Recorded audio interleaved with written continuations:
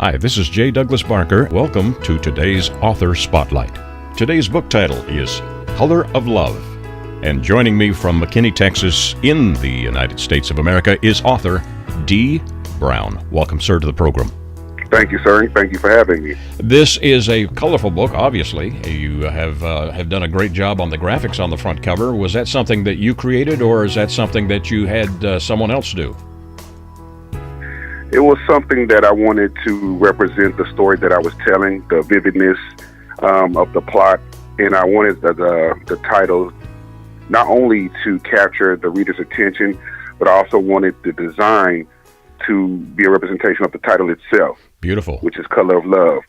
Yeah, the colors are vibrant, and it looks like two individual in profile in this, I don't know, it almost looks like maybe butterfly look. I don't know how to describe it other than it's just beautiful.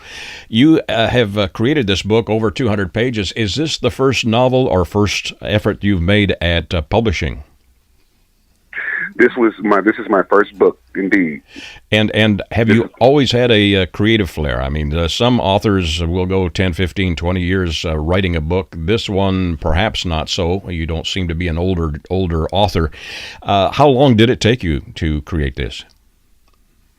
This book has been in the making for a couple of years.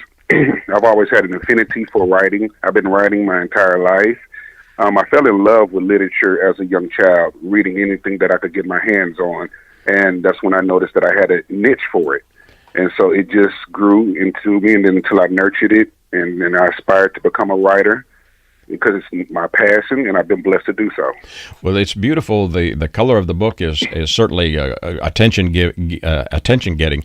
The characters in your story, you mentioned in your book, as I was kind of breezing through it, Oklahoma. I think that's your birthplace or birth state, and also a little bit of military nods in the context of the book. Does that play a role in the story itself? Yes, it does. My life experiences and people that I've come across, people that I know, I may have taken certain personality and characteristics from each individual that I've come across in my life, or I may just simply taken a name that is familiar with me and incorporated into my book.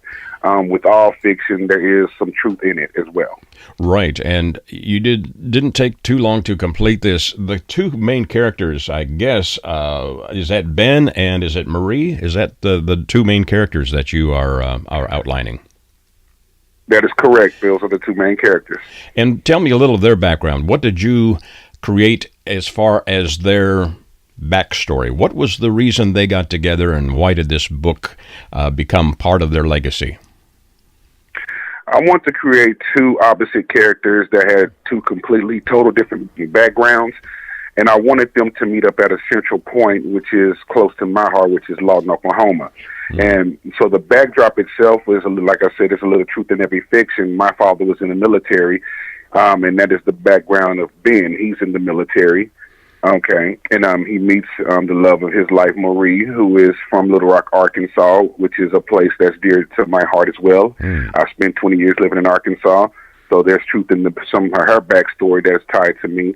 And I wanted to create a character that could embody the story that I was trying to tell, which is a love created between Ben and Marie. The title itself, what is the significance of that? Do you have a specific nuance to the title, Color of Love, or is it just something that spoke to you and you felt, well, that might get people's attention, they may want to read this? Well, to me, love is ambiguous in the physical form. What I mean by that is you can have love between any two people. From any different cultural makeup, any different race, any different socioeconomic status. And so Color of Love is just what it is. Love is everything. It encompasses all in the society that we see. It's basically colorless.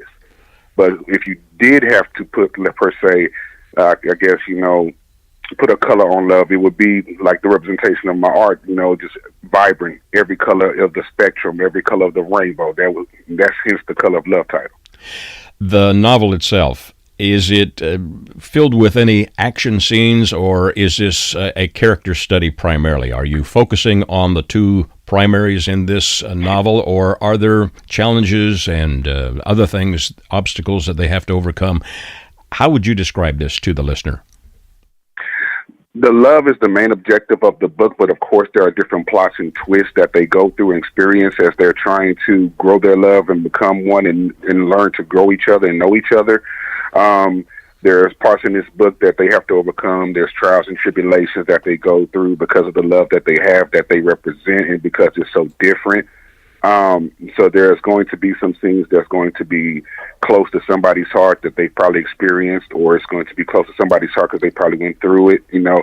And so I just want to get a real representation of what people in everyday life go through, especially when they have love that's not, how can I say, that's not 100% socially accepted. Gotcha. Are there action scenes in here? You mentioned there are some challenges. If someone were to read this, let's say a guy wants to read this book because it is intriguing, the cover certainly is, would this be described as a general purpose, general read, or, if I may use the word, was this kind of fall in the category of a chick novel? No, and that's a good question that you asked me that, because I am a guy, so stereotypes mean that I'm a guy that wrote a love novel, you know. Right. It's a general read to me. If anybody has ever experienced love in their life, then they should be able to relate to this book. And that's why I say it's a general read. It's not a chick novel. It's not. I've written it from two different perspectives, from the male's perspective and from the female's perspective. And so I wanted, everybody to be able to partake into the story that I've told. So I believe it's a general read for everybody. Anybody who inspires to be in love, inspires to have someone love them, or inspires to learn a way to love somebody. So it could be very much an instruction manual for somebody who is having difficulties in their love relationship or any relationship that they're in. Right. Did you have any difficulty channeling your feminine side? I've been blessed. I have a big family, so I have a lot of females in my family, strong females in my family. Matter of fact, majority of my mother's side majority of her siblings are women, and they're strong women. Wow. And so I've taken things from them that they told me over the years, and the way that they raised me, all my aunties, and so I incorporated some of their strengths into this character or into this book, it enabled me to have a female perspective. And the being a man part is the easiest thing, because I just have put my own experience. I drew from my own experience and failures in my relationships to how I would be if I had another chance to redeem myself in a failed relationship. So it was easy to tell my perspective from a man, or have that male's perspective told in this book. Well, that is a challenge that a lot of writers, I'm sure, face when they're trying to do two characters and develop two different characters. You mentioned that you have been writing, or had a desire to write, all of your life and share stories. Was that something that is just now being fulfilled? Is this something that you've written other pieces and they've not been published, or how would you describe your journey? This is my actual first professional piece that's been published, but I've been writing on and off all my life, whether it be poems, the way I channel my energy. It's the way that I release any negative energy, any positive energy that's in me. It's the way it's therapeutic to me. So I've been writing all my life. But as far as on the professional level, this is my very first professional piece. And when you write, and when you wrote this novel, did you work from straight inspiration? I have some writers that just sit down and all of a sudden the story just flows out through their fingers into a written form. Or was this one that you actually put an outline together before putting the pen, I'll call pen to page, before you began writing? Writing is the beautiful thing about writing is there's so many different ways that a writer can draw from inspiration, or that a writer creates. Some are able to draw from inspiration and write aspiring the entire novel off one source of inspiration. Some are more technical with it. They, like you said, sir, they get an outline together, and so it just helps them stay the course. I'll be able to tell the plot in sequence order in the correct format or the form, so that the reader is able to, stay with them for each step or each twist and turn to the plot. Me, I'm more of a freelance. I encompass both techniques. So what inspired me to make this book was the social climate that we were in. I just wanted to inject some positivity into somebody's life, with everything that we deal with on a day-to-day basis in this reality. It's just good to be able to have your imagination check out from reality and take you to a comfort place that's comfort to you, and that may bring joy to your life. That was my inspiration for how I started. Now, as I continue writing the book, it just became, it was a little bit technical because I wanted to tell the story in the correct order, and I wanted to be able to have the reader follow me step for step and not have any questions or any doubts or get lost or confused about any part that I was writing. Now, you have completed this. Would you, in retrospect, say there's an inspiring message behind it? I know that the goal was to encompass the many phases of love and the challenges and the triumphs. Will the reader come away from this story as inspired, first of all? And secondly, is this a story with a cliffhanger or with the possibility of a follow-up novel? This story encompasses things that I believe every reader will be able to relate to. The cliffhanger, yes, at the very end of the book, we're not going into so much details. It ends on a happy note, but it also ends with a to be continued type feel, just in case the readers wanted to request me to write another novel about those particular characters, Ben and Marie. And it's a multicultural book. And what I mean by that is that I have actual representation of what this society looks like today. I didn't want my book to alienate anybody. I didn't want to alienate, anyone from being able to feel like that they could relate to this book. Beautiful. So that's the multicultural thing that I always will take in any writing that I do. I believe for a book to, even if it's a fiction book, for it to have real relevance, or for somebody to be able to feel like that they're in the story, I believe that there needs to be representation of all of us. We are all multicultural. We deal with multicultural people every day of our lives. Everything we do is multicultural, from the music we listen to, from the TV that we watch, everything. So for me not to incorporate that reality into my book, I felt I did myself a disservice and I did my readers a disservice. Right. Well, this, again, the book is dealing with the love theme. Is this suitable for all audiences? Did you include anything that would be determined or looked at as an intimate relationship by any chance? Because I was writing about love and relationships, there was a scene that I fought with myself back and forth about having incorporated in the book. It's an intimate scene because I wanted, as you said, my book to be available for all audience, all ages. Right. But in order for me to have a real, a feel for the, or for a reader to be able to relate to the story, I had to have that intimate scene in there.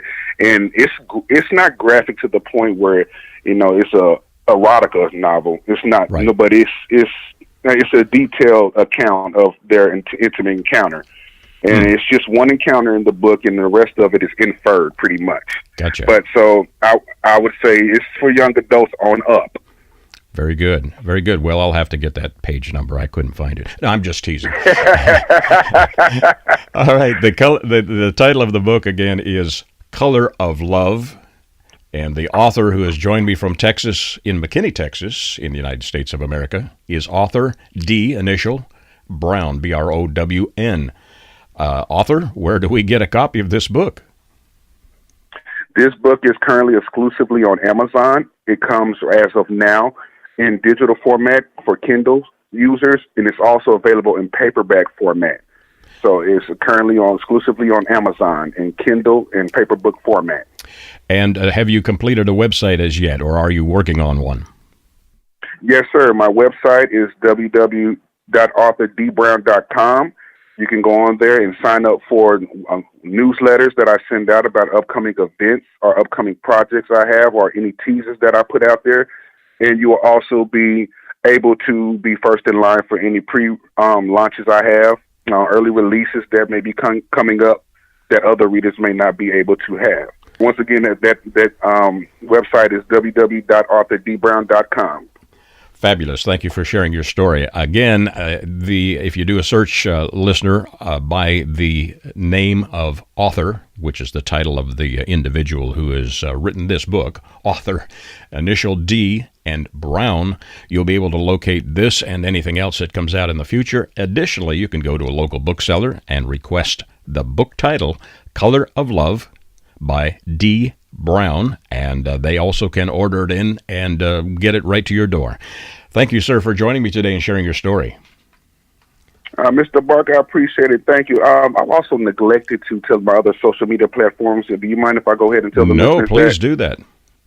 You can also follow me at Facebook at Arthur D. Brown. Again, that's Facebook at Arthur D. Brown. Instagram is at Arthur D. Brown. And my Twitter is at D. Brown Author. And I encourage anybody to go ahead to any of my social media platforms and connect with me. And we will walk through this journey together. You guys are my inspiration, and I draw strength from that. And those are the works that I create, that is from the strength that I get from you, my readers. Well, thank you for sharing that. I'm happy we were able to connect our listeners with those social media connections. Thanks again for joining me today and sharing your story. Thank you, Ms. Barker. Thank you for this platform. I truly appreciate it. It's been my pleasure. For Author Spotlight, this is J. Douglas Barker.